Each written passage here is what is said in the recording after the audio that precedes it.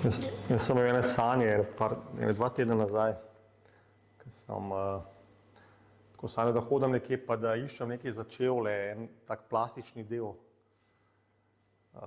za podvezalke, se niti ne vem, kaj naj bi to bilo. In pol sem najdel za desen čevelj, za levega pa ne. Pol sem pa srečal enega preroka, ki mu je ime Bobby Conner. Mogoče kdo slišal za njega. On je zdaj prerok iz Amerike. Pa sem ga vprašal, a bo tretja svetovna vojna, a bo kakšna taka globalna kriza, pa mi je rekel ne, da zdaj v bližnji prihodnosti ne bo. Tako da, pač, ker zdaj je ful teh enih glasov, kaj vse bo, pa tretja svetovna, pa sploh tudi v teh preroških krogih, tako da Barbara me je spodbujala, naj to podelim.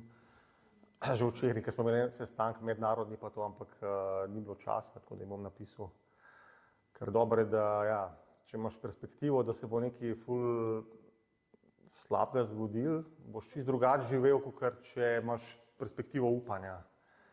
In nažalost je cerkev bila dolgo časa ujeta v eno, se je res, da živimo že 2000 let v poslednjih časih, ampak moramo pač gledati na prihodnost, na Bog je Bog generacij, Bog je Bog Abrahama, Izaka in Jakoba in je pač ima plan in za nas, in za naše potomce, in za njihove potomce. Tako da v Izaiji 59 piše, moj duh bo na tabo in moja beseda bo v tebi in na tvojih potomcih. In Božji namen je, da to je kot plas, kot kepa, ki se odvali iz gore snegane in ratuje vedno večja. In iz generacije v generacijo bi moglo biti vedno več delovanja Boga.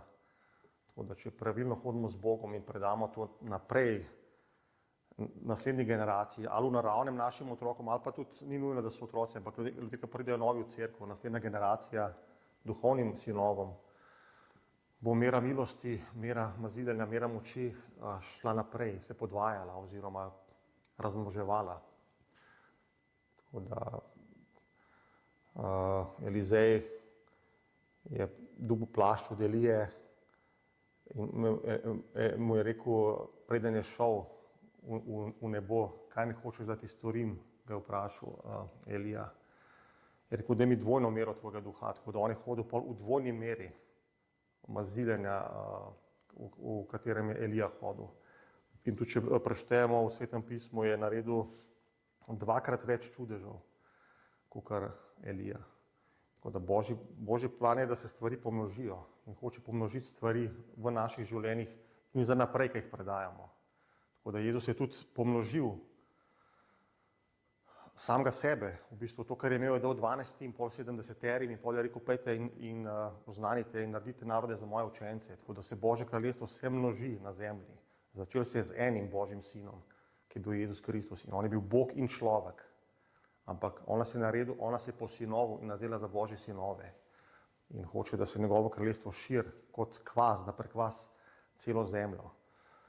Ampak moramo se rešiti stvari, ki nas hoče ustaviti. Tako da je duh tega sveta, ki nas hoče ustaviti. Je sovražnik, ki nas hoče ustaviti. Je meso, ki nas zaustavlja. Tako da moramo vsak dan križati svoje meso, vzeti njegov križ in hoditi z njim. In njegov križ pomeni ne moja volja, ampak tvoja volja, Bog. Tako da Bog ima dober plan za naša življenja in nas hoče imeti svobodne. Jezus nas je osvobodil za svobodo in noče, da se obračamo nazaj v stare stvari, iz katerih nas je Bog rešil. Tako da Lotova žena se je obrnila nazaj, ki mi je rekel, pejte ven iz Sodome in je postala solni steber. Ampak Bog noče, da postanemo solni steber, ampak da smo sol, ki je, da se ohrani nacija, da se ohrani Božje delo. Sol daje to začimbo v starih časih, ker niso imeli hladilnikov, da se meso pač ne pokvari. In Bog nas je naredil za luč temu svetu. Hoče, da svetimo. In v njem ni nobene teme. On je dober Bog, dober oče. Ni nobene sence v njem. Piše, vsak dober dar prihaja od očeta.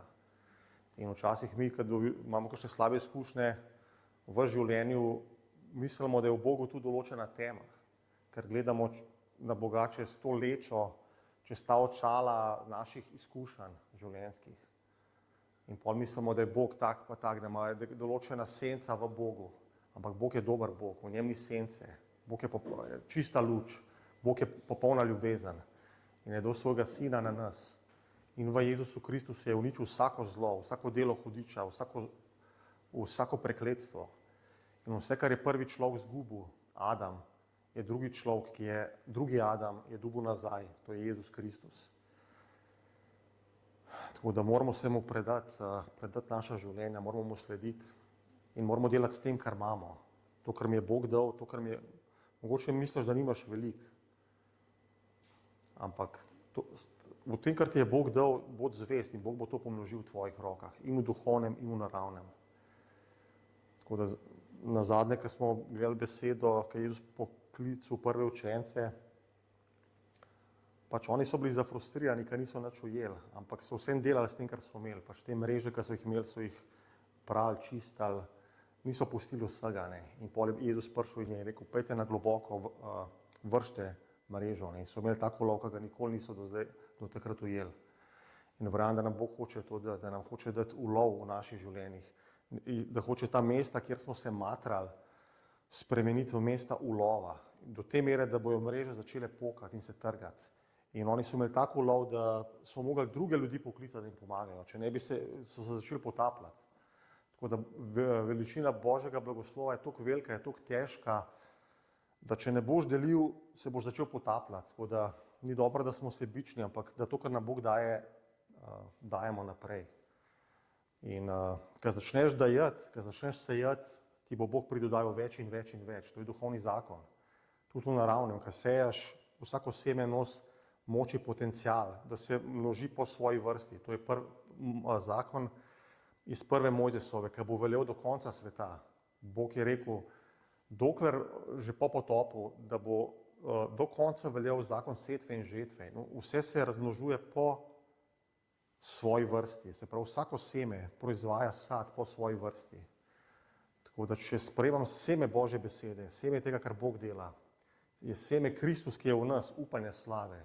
Kad si se na novo rodil, si postal na novo rojen po nepropadljivem semenu Božje besede, ki je v tebi. In je Kristus, ki je v tebi.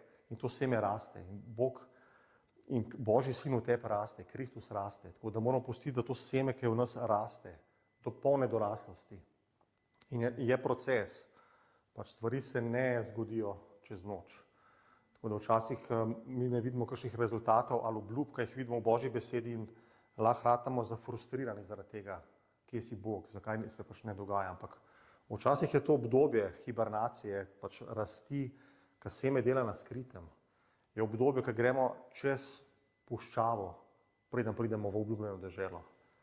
Zato Sveto pismo pravi, ne omahujemo, ampak gledamo v obljubo, dokler ne pride do izpolnjenja. Tako da zmeraj je ta prehod, ta čas, ko ti Bog da obljubo in do izpolnjenja obljube. In je čas, ki ga moraš prehoditi, je čas, ki moraš ti negovati to seme. Abrahamu je Bog rekel, iz tebe bom naredil očeta narodov, dal ti bom mnogo potomstva in v tebi bojo blagoslovljeni vsi narodi na zemlji. Ampak problem je bil, ker on in žena sta bila že stara in nerodovitna in nista mogla imeti otrok. In pač je minil mesec, drug mesec, leto, drugo, tretjo, otroka ni bilo, a bila je pa obljuba, imela bosta potomstvo. In kakor je zvest na nebu in peska ob morju. Tako da on takrat ni imel Svetega pisma, kakor imamo mi, ampak slišal je Božji glas in kadarkoli je pogledal po noč v nebo, pač ko ni živel tako, kot mi pod streho, pač on je živel v šotorih, se je spomnil na Božjo obljubo, lej, to bo tvoje potomstvo. Ampak otroka še vedno ni bilo. In ratala sta vedno bolj pač stara, mislim, koliko je bil star, ko mu je Bog rekel 80 let. In pol je pač mislil, Bog mi je rekel, pač otroka nimam, da bom jaz malo Bogu pomagal, da se ta beseda izpolni. In pol je na svoj način probil sprovesti Božjo obljubo in je z ženo žena mu je tudi rekla, le pet k stranski ženi Hagari in bova tako imela potomstvo od stranske žene. Ampak to je bil plan B, to ni bil Božji plan. Tako da včasih mi hočemo Bogu pol na svoj način pomagati, da se zgodi to, kar nam je Bog rekel. Ampak taki poskusi niso dobri, ne? Ker to, kar je šlo iz Hagare, je bilo pol meseno potomstvo, ki je ves čas polsko zgodovino se boril proti Božjemu potomstvu, ki je prišlo iz Izaka. In potem, ko je Abraham probil na svoj način, piše, da mu Bog 13 let ni nič govoril. Špol je dato še 13 let bolj star. Tako da v naravnem vzgleda čist nemogoče. Ampak v Rimljanih, mislim, da 4 piše, da Abraham ni pol po dvomu o Božji obljubi, ampak se je v svoji veri še okrepil in izkazal čast Bogu, ker je bil prepričan, da Bog lahko naredi to, kar je rekel. Tako da pol se je spravil v vero po tem dogodku. In piše, da ni upošteval svojega ženinga telesa, ki je umrtvelo, da ni gledal sploh na to, ni gledal na naravno. In pol je po tem času je prišla obljuba in je prišel sin obljube Izak. Tako da Bog hoče roditi stvari v naših življenjih in verjamem, da hoče, da gledamo samo njega in na njegovo obljubo, na njegovo besedo. Ne probati pač pomagati na svoj način sprovesti Božjih obljub. In vse obljube v Bogu so da in amen. Bog ni človek, da bi lagal. Tako da če nekaj ti v besedi govori, nikle, mogoče je to zame, mogoče ni zame. Bog ne gleda na osebo. Mi mislimo pač, kako so ti močni ljudje vere, kakšno vero imajo. Bog jih ful uporablja, delajo znamenja in čudeže. Sam ne vidiš pa procesa, čez kaj je on šel. In on je isto človek, kot ti. Za Elijo piše, on je človek, ki isto čuti kot mi. Isto je čutil kot mi. Pa je molil in ni bilo dežja 3 leta pa pol. In pol je spet molil in je prišel dež. Tako da v Hebrejcih 11 so našteti heroji vere. In če greš preučevati njihova življenja od Abrahama, Davida, Mojzesa, to so ljudje, ki niso bili popolni, niso bili svetniki. Oni se niso rodili v duhovniški obleki in položeni v zibko kot, ne vem, eni svetniki. Oni so bili ljudje pač od krvi in mesa, tako kot smo mi. Edino, kar je pač, da so se odzvali Božjemu klicu in pač Bog jih je, čez vse, kar so šli, jih je naredil pač to, kar so postali. In so šli čez težke stvari, čez vzpone, čez padce. Če gledaš življenje Davida, pač čez kaj vse je mogel iti. Odkar ga je Bog pomazil za kralja, bil je zadnji v hiši svojega očeta, mislim, da 8. sin. In čuval je ovce, bil je čisto odrinjen na rob, ampak nekaj je bilo v njem, da ga je Bog našel in ga je pač pomazil. Poslal je Samuela v njegovo hišo in je pač zlil olje na njega in takrat je začel Bog delovati v njegovem življenju. In on je imel skrito službo, ki je čuval ovce, ki je slavil Boga in Bog se mu je začel razodevati. Bolj kot kar enemu, ki je tam v svetišču klal ovce, pa žrtvoval ovce po Mojzesovi postavi, pa imel zunanji zakon. Bog se dostikrat razodeva na skritih mestih. Zato piše tudi Božja beseda prišla v času, ko so bili veliki duhovniki v Jeruzalemu, se je Bog razodev Janezu Krstniku v puščavi. Čist stran od religioznega sistema tistega časa. In je pomazil Janeza Krstnika, ki je poslal glas vpijočega v puščavi in je začel govoriti Božjo besedo. In ni imel nobenih čudežev in znamen, ampak samo znanju je pot tega, ki prihaja Jezusa Kristusa in je klical v pokorenje Izrael. Ampak je bil tako pomaziljen od Svetega Duha, da so ljudje začeli dreti v puščavo. To je tako, kot da bi danes, ne vem, en tam, ne vem, skje v kakšni vasi začel govoriti in ljudje bi iz teh mega cerkva, ki so polne reflektorjev, odrov, žarometov, zakuske, prideš not, vse ugodje, tepih. Ljudje bi ven iz tega začeli vlazati tam 2 dni stran v puščavo. In to je pač to, kar Bog začne delovati. Tako da David je imel to skrito službo. Bog se mu je začel razodevati tam, kjer je čuval ovce in ga je že tam treniral za pastirja. In dostikrat ne veš, zakaj te Bog trenira v teh situacijah, čez katere greš v življenju. On je takrat lahko gledal samo te ovce, nič se ni dogajalo, bil je zadnji, mogel je nositi vodo s svojim bratom, ki so ga tretirali kot enega, še pol, ki je prišlo do bitke z Goljatom, ki je on prišel vprašati, kaj ti delajo svoje brate, bo jim rekel, kaj se ti greš, pet nazaj čuvati ovce. Pač familiarni duh te hoče pa zmeri ustaviti, pa te pač utišati, pa kao, kdo si ti, kva se greš. Pet čuvati svoje ovce, pet tja nazaj. Tako da se moramo paziti teh familiarnih,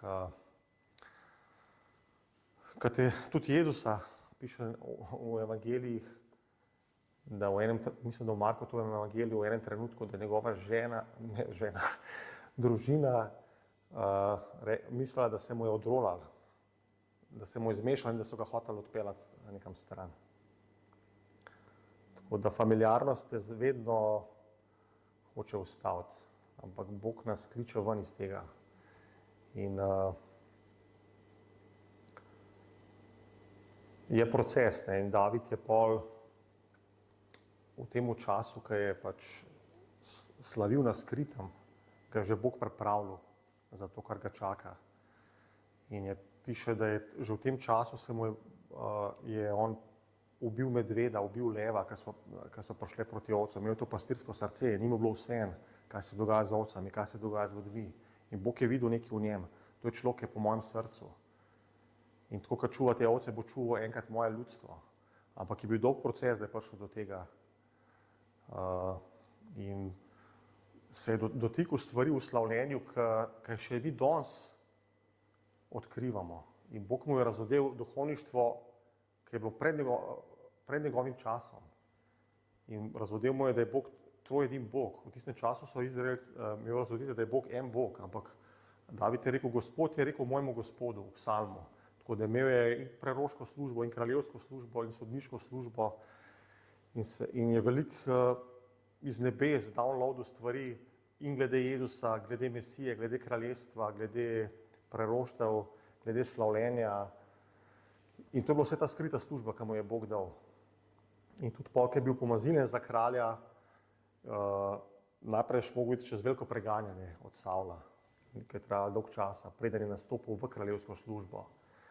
In so bili momenti tudi, ki je padel je v greh, ubil človeka, dal ga ubiti, ampak še vedno ga je Bog v bistvu se je držal Boga, ne. Držal se je Boga, ni šel zaradi tega stran od Boga. In Božja beseda pravi, Bog je rekel za njega, da je to človek, ki je po mojem srcu. In baje, da še danes, če prideš v Izrael, lahko govoriš kar vse živo, lahko kritiziraš ali pa šimfaš, ampak ne smeš govoriti proti Davidu, ker on je pa tam pač, oni vejo, kdo je on bil, ne. In je pač tudi, in pol Jezus Kristus je prišel, je bil Davidov potomec iz njegove rodovine, tako da. In tako je tudi z ostalimi ljudmi, noben je bil popoln v naravnem. Edino, kar so imeli, je, da so se odzvali na Božji klic. Eni so bili na kraljevskih dvorih rojeni, ali pa delovali kakor Danijel, Mojzes, ampak tudi Mojzes je pustil blišč faraonovega dvora in je šel v puščavo za 40 let. Tako da ni se oklepal stvari tega sveta. Tako da moramo paziti, da nam stvari tega sveta da nas ne zadržijo. Ker je ta magnet greha, magnet slepila bogatstva, ki je v tem svetu, ki ima določeno privlačnost. In če gledaš vanj, te bo začel vleči nase. Tako da je določen magnetizem greha, ki deluje na naše čute. Zato moramo trenirati svoje čute, da piše v Hebrejcih, da je močna hrana za te, ki imajo natrenirane svoje čute, da razlikujejo med dobrim in zlim. Tem Bog daje pol močno hrano, tako da moramo se natrenirati in da se upremo zlu, da se upremo grehu, da se upremo te privlačnosti, ki nas hoče zapeljati. Tako da zato, ker hudič išče slabo točko v tvojem življenju, v mojem življenju. In tudi v Jezusu je iskal, na koncu je pristopil. Tudi Jezus je bil v puščavi nekaj časa, najprej je bil krščen v Jordanu, Janez Krstnik ga je krstil in pol je prišel Sveti Duh nanj in ga je vodil v puščavo. Se pravi, Bog ga je vodil v puščavo za 40 dni. In tam je šel čez 3 teste. Poželjene oči, poželjene bogatstva, pač hudič mu je rekel, le vsa ta bogatstva. Vse ti dam, če padeš pred mene in se mi pokloniš. Ampak Jezus ga je vedel, kdo on je. Ni padel na te njegove teste. Če si Božji sin, reč kamnu, da bo kruh in se nahrani. On je že vedel, da je on Božji sin, ker Bog mu je predtem rekel, ker je prišel ven iz krsta, je prišel glas iz nebes, to je moj ljubljeni sin. In on ima krize identitete, tako da moramo vedeti, kdo smo. Če ne veš, kdo si v Bogu, da si Božji sin, da si Božji otrok, kaj vse ti pripada, bo začel dvomiti v svojo identiteto in pa lahko padeš v to zanko sovražnika, da s svojimi deli hočeš potrjevati to, kdo si. Vse on bi lahko naredil, karkoli bi hotel. On bi lahko spremenil, pa tako, ker je vodo spremenil vino, on bi lahko kamne spremenil kruh, lahko bi naredil karkoli, ker je Bog in človek. Piše, da po njegovi besedi cel kozmos stoji, po besedi Kristusa v Hebrejcih. Tako da Bog po Kristusu, po njegovi besedi vzdržuje celo stvarstvo. Ampak če bi prestopil to mejo, da bi poslušal hudiča, bi padel isto, kot je Adam padel. Tako da hvala Bogu, da Jezus je pač to premagal. In premagal vse skušnjave in pol piše, ko je prišel ven iz puščave v Luka 4:14. Jezus se je v moči duha vrnil v Galilejo in glas o njem se je razširil po vsej okolici. Tako da on ni rabil nobene reklame, pač ni rabil billboarde, ne vem kaj. Piše, da se je glas razširil. Tako da, ko Bog začne delovati, kot smo prej rekel, Janez Krstnik v puščavi začel govoriti, glas se je razširil, ker je bil Sveti Duh na njem. In lahko preberemo tukaj odlomek iz naprej, Luka 4:16. To je potem, ko je prišel ven iz puščave. Prišel je v Nazaret, kjer je odraščal. Tako da dobro je, da smo na mestu, kjer odraščamo, kjer rastemo. Bog hoče, da smo najprej posajeni v njega, v Kristusa in da smo posajeni v njegovo hišo, da rastemo. Vse v naravnem in v duhovnem svetu, vse, kar je Bog ustvaril, raste nekam. Vsako seme raste, vsaka rastlina raste. Ko se človek rodi, raste iz dojenčka, otroka, mladeniča in tako naprej. Vsi rastemo, ampak moramo gledati, kam rastemo, da pravilno rastemo. Tako da Božja volja je, da rastemo v Kristusa. In zato piše tudi, da vse službe cerkvi, apostole, preroke, evangelizatorje, učitelje, pastorje, da se sveti usposobijo in da pridejo do raslosti mere Kristusove polnosti. Se pravi, je rast in moram gledati, kako rastem. In če hočem pravilno rast, moram biti na mestu, ker me Bog pokliče, moram biti posajen v njega, iskati njega in sprejemati hrano od njega, da lahko pravilno rastem. In pol naprej piše, v soboto je po svoji navadi šel v shodnico. Tako da dobro je, da imamo navade. Tudi Jezus, ki je bil pač popoln človek, je imel navado, da hodi v soboto v shodnico. In dobro je, da imamo pač navade, ki nas peljejo bližje k Bogu, ne, ki nas oddaljujejo od Boga. Ker lahko imaš še navade, ki te v bistvu, ki se pol, če niso, lahko so mesene navade, ki razvijajo trdnavo v tvojem življenju in težko pa prebiješ to navado. Ampak Bog nam je dal avtoriteto, ker nam je dal svobodno voljo. Že neveren, posveten človek ima svobodno voljo in ima moč, že samo iz volje, da kreira svoje navade in oblikuje svoje življenje do določene mere. Ampak koliko bolj mi, ki imamo Boga, ki imamo Svetega Duha, Bog nam je dal moč, da s svojimi navadami razvijemo navade, duhovne navade, ki s časoma ratajo čist spontane pol. Tudi recimo, ko si kdaj začel, ko si se spreobrnil, si začel moliti, je bilo mogoče težko. A pa bili so recimo momenti, ko si ful čutil Boga, pa so bili momenti, ko nisi nič čutil. Ampak ti, če vztrajaš, boš razvil določeno navado in bo ratala duhovna in spontana in v bistvu pol ti ne bo več noben problem. Ti boš navado samega sebe in lahko navadaš, natreniraš sebe in svoje telo in svojo dušo, da se takoj zatečeš k Bogu. In pol v bistvu celo tvoje bitje rata odvisno od Boga. In bolj, ko boš okusil njegovo prisotnost, njegovo besedo, bolj bo celo tvoje bitje hrepenelo po tem. Tako da piše, okusili ste moč Božje besede in moči prihodnih svetov. Tako da bolj, ko okušaš, več boš hotel Boga. In tukaj je kontralogika, v naravnem, če greš v post, boš ratal ful lačen. Ampak v duhovnem boš pa lačen, bolj, ko boš jedel od Boga, boš ratal bolj lačen. Bolj, ko boš okušal besedo, več boš hotel Boga.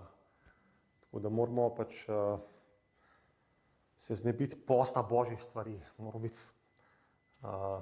se hraniti z Božjimi stvarmi. Bolj, ko se bomo hranili, bolj se bomo navadili. In pač začneš tam, kjer si, ne rabiš zdaj takoj 3 ure na dan moliti.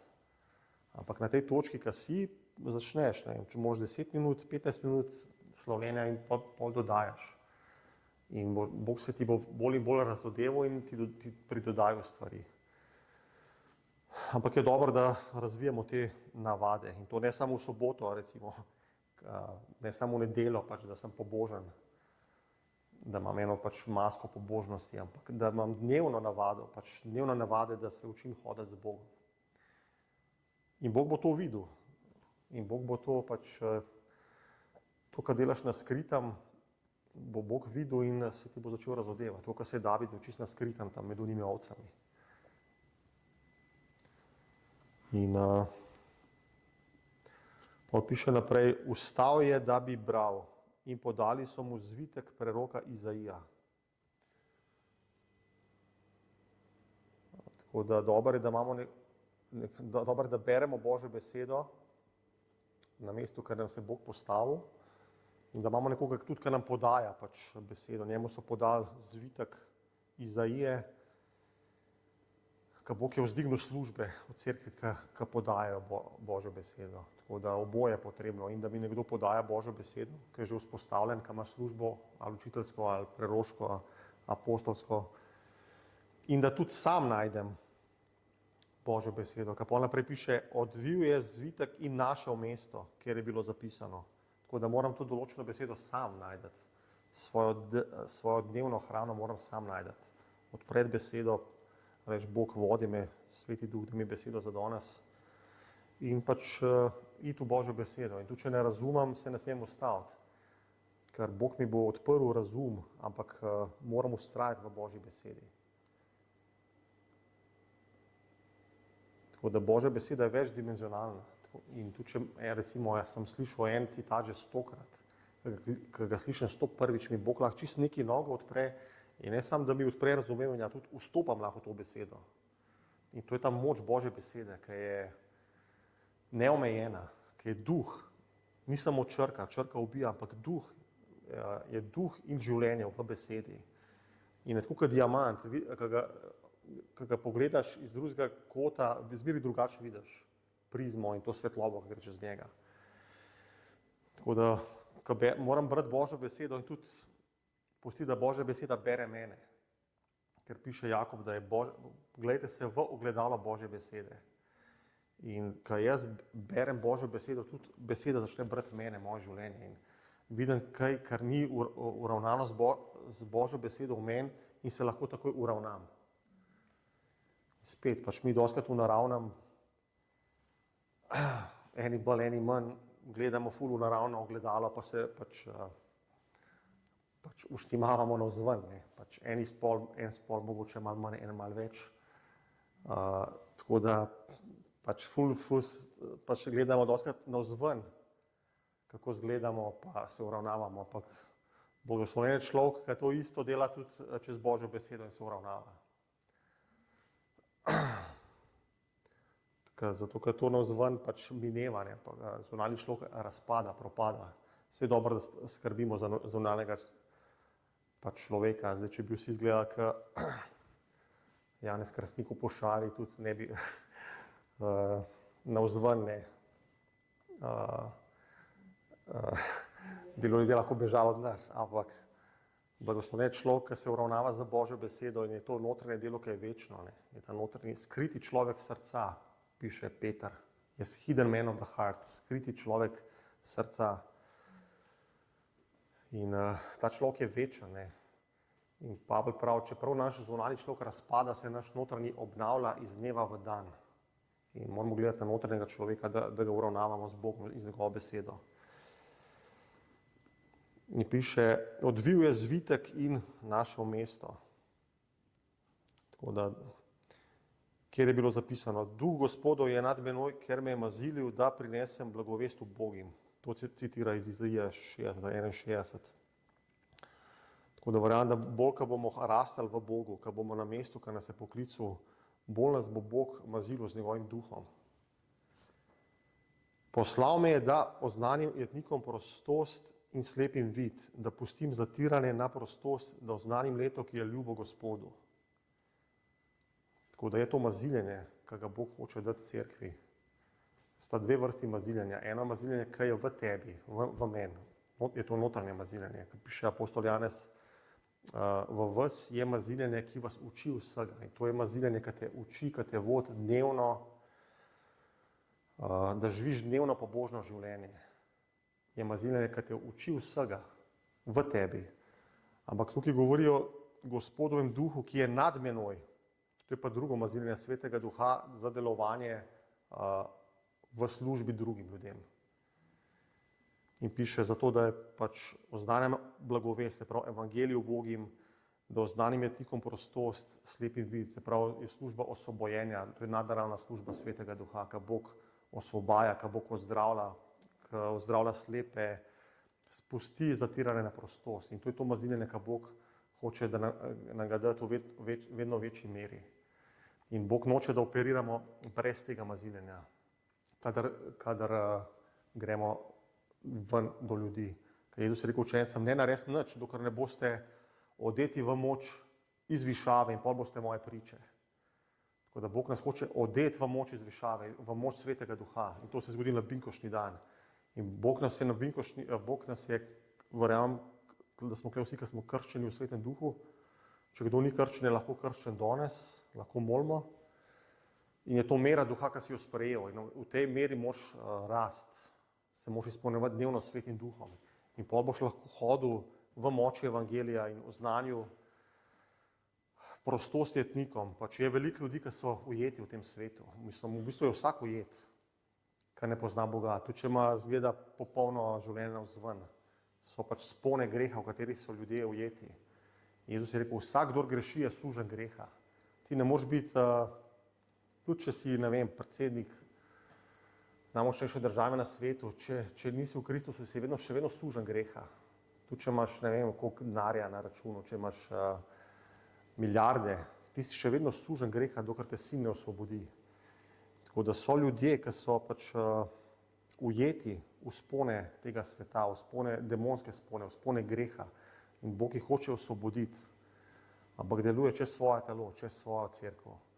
So primeri, ko Bog direktno poseže v življenje nekoga in se mu direkt pač iz nebes razodane ljudem, ki ga kličejo, ali pa ki so, ne vem, so pričevanja ljudi, ki so hoteli narediti samomor in je Bog v zadnji pač sekundi prišel, slišal so Božji glas.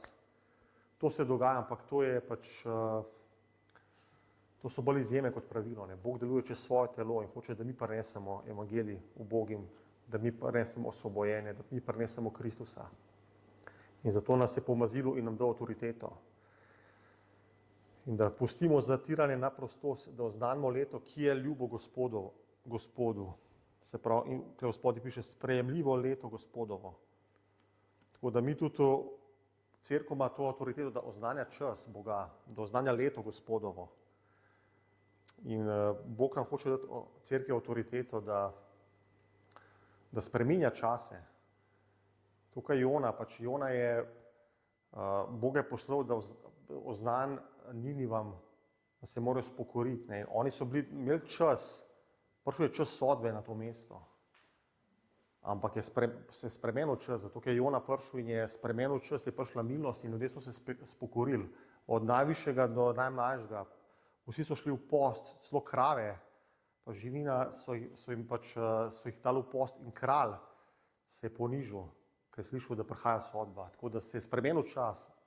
Čas sodbe se je zamaknil in prišla milost. Tako da mi mislimo, da pač dostikrat, da stvari, da gre čas z enim svojim tokom, na katerega nimamo vpliva.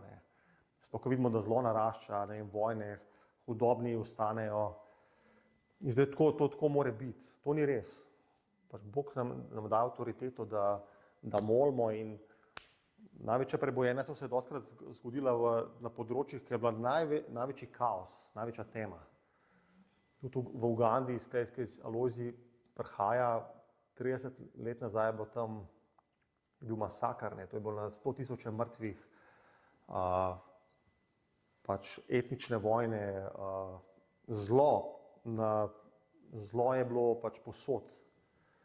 In ljudje so bežali v gozdove in so začeli moliti in klicati Boga in so pač cele dneve molili in pol je prišlo tako prebojenje, vojne so se ustavile, pač cerkve so začele rasti po celi Ugandi, znamenja, čudeži in danes tudi to gibanje, ki je tam, je ven iz te molitve, iz tega krika ljudi pred Bogom. In tudi to, ker pač pol je Bog začel iz tam pošiljati ljudi in tudi Alojzi tukaj prihaja, samo ne postane ven iz tega semena, ven iz tega prebojenja. Tako da cerkev ima avtoriteto, da oznani leto, da spreminja čase. In pač moramo zrasti v te postave, v te avtoriteti, da vstopimo v to. Ker za Hudiča tudi piše v knjigi Danijela, da hoče sprevračati čase, da hoče izžeti svete, jih zmatrati in hoče spreminjati čase. Tako da verjamem, da Bog hoče, da cerkev vstopi v to poslanstvo in to maziljenje, to avtoriteto, da ima moč in da kliče Božji čas na zemljo, da mi kličemo nebesa na zemljo, nebeški čas. In moramo vedeti, kaj je Božji čas in za naša življenja. In Marija rekla Jezusu, pejt, nared tam, kličejo te, je rekel, ni še moj čas. On je vedel, kaj je njegov čas. On se gibal z Bogom vsak dan. Tudi, ko so učenci laufali na praznik, je rekel, jaz zdaj še ne grem, bom prišel kasneje. Pač Bog, Jezus se ni gibal v reakciji na stvari, ki so se dogajale okoli njega, tako kot mi dostikrat živimo. Nekaj se zgodi, pa začnemo pač pol nekaj bezlati ali pa iz panike pol se obračamo na Boga. On ni živel v reakciji na zunanje okoliščine, ampak je pač živel v Božjem času in je rekel, jaz delam samo to, kar vidim, da moj oče dela. Govorim to, kar slišim, da on govori. Ni reagiral na okolje, pa na okoliščine, pa se pa zbudil en dan čist zmeden, kaj zdaj, kdo sem jaz, kaj delam kle. Pač kakšno vreme je od zunaj, zdaj sem depresivan, cel dan, dokler ne bo spet. Pač Bog hoče, da živimo nad tem, nad elementi tega sveta, nad občutki in imamo avtoriteto. Bog nam je dal avtoriteto najprej nad nami samimi, nad našimi življenji, nad našimi občutki, nad našim mišljenjem. Ker res kot duhovni človek lahko upravljam s celim svojim bitjem, s svojim življenjem, s svojimi občutki, s svojimi mislimi, Ker dostikrat mi smo bombardirani s kakšnimi mislimi in pol mislimo, da se moramo prepustiti temu toku misli, ampak ni res. Tvoj duhovni človek ima avtoriteto, ne, in tvoja beseda ima avtoriteto. Zato Jakob pravi, da je naš jezik kot krmilo. Tako da krmilo je ful majhno, ampak lahko ful veliko ladjo obrača. In to, kar ti govoriš, obrača ladjo tvojega življenja, tja, kamor ti govoriš, oziroma kamor ti hočeš. Tako da moraš paziti na to, kar govoriš, in dobro je govoriti to, kar pač Bog govori. Zato je dobro, če si dobil preroštvo v svoje življenja, da jih imaš zapisana in da tudi, ko pride ta puščava, ko pride te oblačna obdobja, ko imaš zameglen vid, ali pa megla, tako pač v duhovnem, da imaš to preroštvo pred sabo, da imaš to smer, da držiš s svojimi usti. Pač ne govoriti, nič se ne dogaja, to je vse brez veze, kje si, mislim. Ok, se lahko rečeš, kje si Bog, razoden mi, tako kot je David govoril. Ampak ne govoriti kontra temu, kar ti je Bog rekel. Tako da imamo avtoriteto, ne, da najprej vladam samo sebi. Pač, mi nismo zdaj poklicani, da meseno vladamo nad drugimi ljudmi. Jaz nad drugega človeka nimam nobenega vpliva. In lahko imam pač okoli sebe ljudi ali na delovnem mestu, kjerkoli, ki prihajajo proti meni, ali pa ki me hočejo ustaviti, ali pa ki me njihove besede lahko pač, ne vem, zadanejo, prebadajo. Ampak še vedno imam jaz avtoriteto, odzval in bom pustil, da to definira moje življenje ali ne. Tako da jaz se lahko sam odločam. Ljudje so bili, ne vem, v koncentracijskih taboriščih in človek je rekel, stražar je bil tam, je imel tako pištolo uperjeno vame, je rekel, pač jaz lahko naredim s tabo, kar hočem. In je rekel, jaz sem takrat v trenutku zaštekal, da imam jaz avtoriteto, da nima on. Kako se bom jaz odzval, da sem jaz svoboden, da on ni svoboden. In ta človek je bil, mislim, da je bil Viktor Frankl, ki je pol napisal pač celo vejo psihologije ven iz tega, pač, da ima on avtoriteto, kako se bo odzval na življenjsko situacijo. Nobena situacija ni pač namenjena za to, da tebe povozi, da te ustavi. Zmeraj se sam lahko ustaviš ali poklekneš pod tem. Tako da so bili ljudje, ki so bili v ekstremnih situacijah in so prišli ven, ki so pač se kontrolirali svoj odziv, ki so se odzvali pravilno. In v bistvu v vsaki situaciji imaš izhod. Tako da če iščeš Boga, če kličeš Boga, Bog ti bo dal izhod iz kjerkoli situacije. Zato Pavel pravi, ne vidimo poti, a jo še najdemo. Tudi če jo ne vidiš, prideš v eno situacijo, zadaneš ob zid, boš najdel pot, če boš klical Boga, če boš vztrajal, če se ne boš umaknil. Bog ti bo odprl pot. Tukaj je klika sem prej omenil od Hagare, ki je bila ta nelegitimna pač žena, oziroma to potomstvo, ki je šlo iz Abrahama, ona je pač, Sara pol, je bila ljubosumna, ker je pač ona jo zaničevala, ker ni imela otroka. In jo je pač Abraham pol izgnal v puščavo. In ona je tam pač jokala, imela je takrat tega otroka Išmajla, je mislila, da bo umrl. In pol je pač tudi se znašla v situaciji, ker ni bilo poti, ni bilo več nič, samo puščava, pač vode zmanjkalo. In pol je Bog odprl oči in tam je bil pač studenec. Sredi puščave, pač je Bog jo je, zato ker je Bog rekel, da tudi on, Išmajl, čeprav ni moj sin po obljubi, bo živel zaradi tebe, Abraham, zato ker je Abraham v enem trenutku rekel, da bi le Išmajl živel pred tabo. In Bog se ni mogel od tega umakniti, ni mogel pustiti tega otroka, da umre. In je bila sta sredi puščave in je pač odprl izvir, mislim, mu je pokazal izvir vode. In koliko bolj za nas, ker smo Abrahamovi potomci po semenu Jezusa Kristusa, ker smo ven iz njega, koliko bolj bo Bog skrbel za nas. Tako da pol piše 20. vrstica, nato je Zvig zvil, ga vrnil služabniku in sedel. Oči vseh v shodnici so bile uprte vanj. In verjamem, da bo Bog, da se bodo oči ljudi začele gledati v cerkev, ko bo cerkev rasla v postavi Kristusa, ko bo pomaziljena, da bojo oči začeli gledati v cerkev, ker ljudje iščejo odgovore za svoje življenja in jih ne morejo najti, čeprav jim pač tržišče v Babilonu jim ponuja vse živo. In zato pač stvar, zato imaš 100 odgovorov, probi to, ampak ljudje sam probavajo, plačujejo, ampak so prazni, pač ni odgovora. Ker to je sistem tega sveta, ful enega blišča, ful enega pompa, ni pa substance, ni resnice.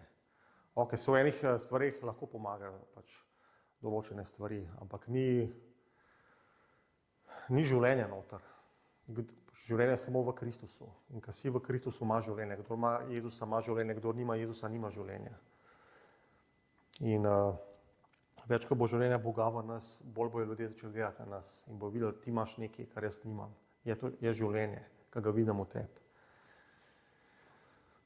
In potem piše naprej, in začel jim je govoriti, danes se je to pismo izpolnilo, kakor ste slišali. Tako da Jezus Kristus je izpolnjenje vseh pisem, vseh proroštv stare zaveze, v Kristusu je izpolnjenje. In vse pismo pričuje v Jezusu, vse knjige pričujejo o Jezusu. In tudi, če hočemo razumeti pisma, jih lahko razumemo samo prek Kristusa. Ker so ljudje, ki ful preučujejo sveto pismo, tudi farizeji so ful brali Biblijo in Jezus jim je rekel, vi preiskujete sveto pismo, ker mislite, da imate not življenja, ampak nočete priti k meni. Tako da najprej moraš priti k Jezusu, vse je čez njega in čez njega lahko pol razumeš tudi sveto pismo. On je začetek, on je konec, on je alfa, on je omega, vse je zaradi njega in zanj. Tako da vse je zaradi Jezusa.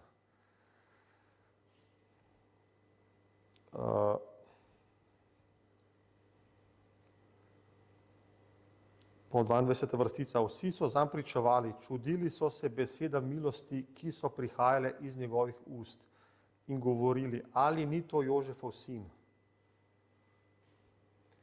On pa jim je rekel, seveda mi boste povedali ta pregovor, zdravnik ozdravi sebe, kar smo slišali, da se je zgodilo v Kafarnaumu, stori tudi tukaj v domačem kraju. In rekel je, resnično povem vam, nobenega preroka ne sprejmejo v domačem kraju. Tukaj smo prej rekli, familiarnost, pač domači kraj, domača vas, domača hiša. Nobenega preroka ne sprejmejo doma. Tako da to je zdaj pač univerzalno pravilo. In piše, vsi so zanj pričevali, čudili so se beseda milosti. Se pravi, Bog nam daje besede milosti za ta svet, za ljudi, ki so v svetu, ne besed sodbe. Ne smemo biti pač te, ki nosimo sodbo. Vse je Bog tudi sodbe, ampak za človeka, ki je v svetu, je najprej milost, najprej odrešenje. Potem pride opominjanje, tako da generalno Bog nam daje besedo milosti, besedo sprave za ljudi v tem svetu. Spravite se z Bogom, pač Jezus je plačal ceno za vas. Je dobra novica, je vesela novica. Mi ne pač hodimo okoli pa dajemo zakon ljudem. To morate izpolnjevati. To je Jezus rekel farizejem. Vi hodite po celem svetu, da najdete enega učenca in pa ga naredite za sina pekla, ki je dvakrat hujši od vas. Tako da mi ne iščemo ljudi, da jim dajemo eno religiozno breme, ampak da jim damo Jezusa. In je milost, je svoboda, je leto milosti. Pač Bog te odreže, te osvobodi, se ti razodane, pač te ozdrav in te kliče v svoje kraljestvo. In je pač najprej milost, pa pride sodba.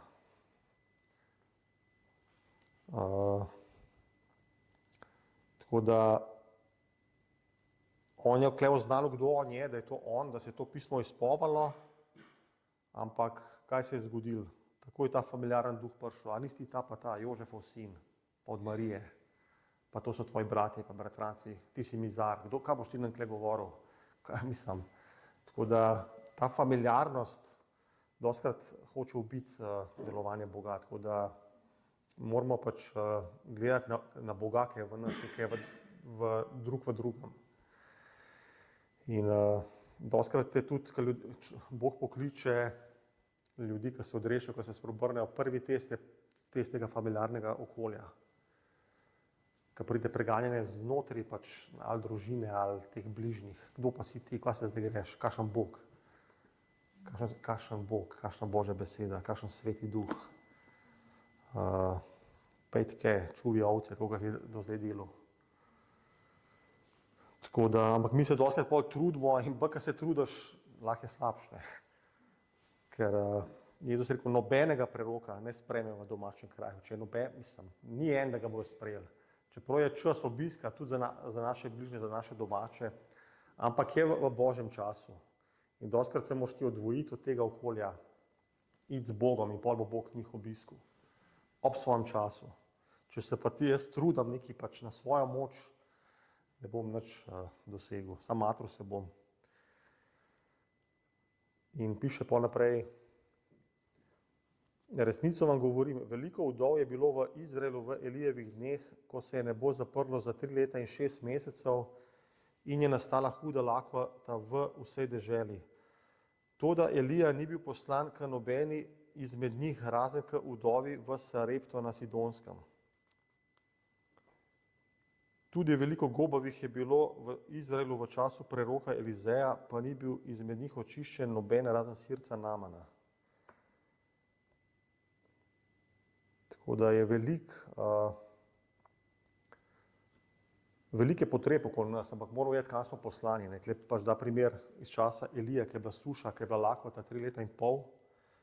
In prav, da v Izraelu je bilo takrat veliko vdov, ampak on je bil poslan točno k določeni vdovi.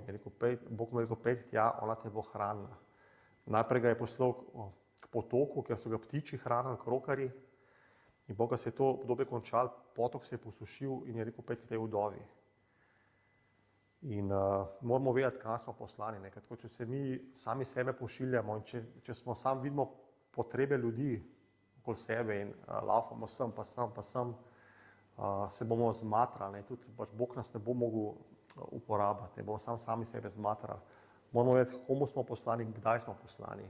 In ko bomo to delali, bomo v tem delu pač lahko služili ljudem z Božjo milostjo, z Božjo močjo in bomo osveženi, ne bomo vsi izžeti in pol pač si nadali eno breme, ki ga ne moramo nositi. In ker si lahko nadanemo bremena ljudi in zgubimo pač perspektivo Boga in to, kar Bog dela in Božji klic in pol tudi zanemarimo čas, oziroma čas z Bogom in bomo padli v to zanko, ker nas bojo pač potrebe ljudi začele prevzemati in nas bojo izžele in izčrpale in bomo svalili to najboljše, kar ima Bog za nas. Tako da moramo vedeti, komu smo poslani in tudi koga Bog k nam pošilja. Lahko pošlje človeka, ki si ga sploh ne predstavljaš, da bo prišel, da bi on lahko prišel, tako kot je Naman. Pač on je bil, to smo zadnjič brali oziroma govorili, on je bil general sovražnikove vojske, Sircev, Aramcev, ki so skozi napadali Izraela. In on je pač naenkrat postal gobav in je pol šel po pomoč, je slišal, da je pač tam en prerok, ki ga lahko zdrav. Tako da Bog nam lahko pripelje ljudi, ki si sploh mi mislimo, a pa zadnji, ki misliš, da bo sprejel Jezusa v odrešenje, lahko je ta prvi, ki bo. Sploh ne moš v naravnem gledati. Mi dostakrat gledamo v naravnem, pa smo pol pač zmedeni in Bog nekaj čist drugače deluje, kot mi v naravnem mislimo. In to se lahko zgodi največjim prerokom. Tudi Samuel, ki je prišel mazilt kralja, ki je bil v bistvu pol David, je najprej vse njegove brate oče razvrstil in on je mislil, ta je ful razbacan, ki je bil najstarejši, je izgledal ful nabildan, velik, lep. Zihar je ta. Bog je rekel, ni ta. Pol drug, zihar je ta, ni ta. In pol je ga najbolj pač, ki bi mislil, da je najmanj kvalificiran njega, je rekel, to je ta. Ker rekel, pejte, a še kdo, je rekel, tam je en par ovcah, pripeljte ga sem. Tako da človek gleda navzven, piše, Bog pa gleda na srce, tako da moramo prositi Boga, da nam on odpre, da vidimo tako, kot on vidi. In da ne zamudimo teh obiskov, ker nam jih Bog lahko nam pošlje človeka, ki si sploh ne misliš, da ima Bog nekaj za tebe od njega. in ga pol prezreš, kam je bo ta, mislim, se ne ukvarjajo z njim, ne, ampak si zamudil pač eno obisk ali delovanje Boga, zato ker si zavrnil tega človeka. Lahko pa spremeš človeka, ki ti ga Bog ni poslal, pa se ukvarjaš z njim, pa te sam izčrpava in si dal breme, ki ubija življenje Boga v tebi. Tako da moraš imeti to razlikovanje. Ampak mora biti čuječi, ne, pa Sveto pismo pravi, da so eni nevede pogostili angele, ki so sprejeli ljudi. In lahko bi jih zavrnili, pa bi zamudili obisk angelov. In podpiše 28. vrstica, ko so to slišali, so vsi v shodnici pobesneli. Se pravi, prej piše, da so ga vsi slavili, da so pričevali za njega, da so se čudili, zdaj so pa nekrat vsi pač vam padali. Vstali so ga vrgli iz mesta in odvedli na previs hriba, na katerem je bilo sezidano njihovo mesto, da bi ga pahnili v prepad. On pa je šel sredi med njimi in je hodil dalje. Tako da zdaj so pa oni vstali. Najprej Jezus vstal pa je bral in tukaj so pa oni vstali in pač to je religija. Ne. Dokler je vse pač tako, kakor oni hočejo, kontrolirano religiozno okolje, pač beremo Sveto pismo vsako soboto, pač imamo ene svoje obrede, rituale, nič se ne zgodi, pač imamo pač ustvarili smo si Boga po svoji lastni podobi pač in delamo svojo pobožnost zunanjo, pač kao čakamo na Kristusa, čakamo na Mesijo, ker celo Sveto pismo napoveduje, tudi oni so čakali Jezusa, še danes Izraelci čakajo Mesijo. In pol on pride enega dne, se usede in reče, jaz sem ta, pride izpolnjenje, oni slišijo besede milosti, slišijo so tudi o čudežih, ne? Oni so vedeli, da je on delal čudeže, ker so rekli, to, kar si tam naredil v Kafarnaumu, naredi tukaj. Se pravi, oni niso tako, kar da ne bi vedeli. On je prišel tja in oni so ponoreli. In to je religija. Pač dokler ne pride Jezus, vse ok, oni pač delajo svoje rituale, pa ko pride Jezus, ga pa hoče ubiti. In piše, da so ga tukaj hoteli kar ven in pač v prepad. To je religiozni duh, ki ubija delo Boga. In tako je bilo že od začetka. Je duh religije, ki ubije, pač ima to pobožnost in hoče ubiti seme Boga. Zato je Kain ubil Abela, ker je pač Abel je žrtvoval, Bog je sprejel njegovo daritev, Kain je pa hotel to ubiti. In je ta religiozni duh, ki je tudi na tem področju hotel ubiti delovanje Boga. Prišla je reformacija 500 let nazaj, prevedena je bila Božja beseda, ful se je začela širiti, ampak pol je prišel kontra udar in je hotel ubiti to delovanje Boga. In je religiozni duh, ki ima formo pobožnosti, ki ima podobe, bere o Jezusu, bere Božjo besedo, pač uči kao ljudi, kako morajo živeti po Božje, pa ko Jezus pride, pa ne, to pa treba ubiti, gremo ga vrš dol. Ampak ne more ga ubiti. Tako da Jezus je, tukaj piše, da je šel sredi med njimi in je hodil dalje. Tako da pač Jezusa ti ne moreš ubiti. In tudi noben religiozni duh ga ne more ubiti. Tudi piše, če bi hudič vedel, kaj bo, on je mislil, da bo Jezusa križil, da je zmagal, ampak v bistvu v tem je bil njegov največji poraz. Piše, če bi hudič vedel, kaj se bo zgodilo, da kralja slave nikoli ne bi križal. In tudi, ko so ubili določene ljudi, ki so hodili z Bogom, ko so ubili reformatorje, ko so preganjali prvo cerkev, v bistvu se je prebojenje še bolj širilo. Tudi zdaj v Ameriki, ko so Charlieja Kirka ubili na pogrebu, je bilo toliko evangelija, to šlo po celem svetu. Ne? In dostikrat pač seme, ki umre, začne pol rasti. In delovanje Boga se ne da ubiti. Tako da moramo čuvati to, kar nam je Bog dal. Danes mi je prišel ta citat, z vso skrbjo čuvi svoje srce, iz njega izvira življenje. To piše v pregovorih. Tako da mi dostikrat čuvamo vse živo, čuvamo ful stvari, svoj vrt, ne vem, vse prav, da skrbimo stvari, ki pa vzdržujemo, kam jih je Bog dal, ampak na prvem mestu moramo čuvati svoje srce, tukaj je življenje Boga noter. In tega življenja bo vedno več in več in več in več. Tako da, haleluja, slava ti Jezus, hvala ti Oče, haleluja, hvala ti za ta dan. Oče, dajmo ti slaven čast, Oče, haleluja. Jezus, mi te hočemo sprejeti v naših življenjih, Oče, še v večji meri, Jezus. Haleluja, Oče, molim, da nas ti rešiš, Oče, in čuvaš, Oče, vsakega religioznega duha, Oče. Haleluja. Ne, Oče, se gibljamo po tvoji poti. Ne živimo ven iz tvoje milosti, Oče. Haleluja. Hvala ti, Oče. Ne se uravnamo s tabo, Oče, in molim, da smo na mestu, Oče, na katerega si nas ti poklical, Oče, da rastemo pravilno, Oče. Molim, da vsak od nas raste pravilno v Kristusu, Oče, in da Kristus raste v nas. In molim, Oče, da nas ti pomazilaš, Oče, svetim duhom, Oče, da lahko služimo drugim, Oče.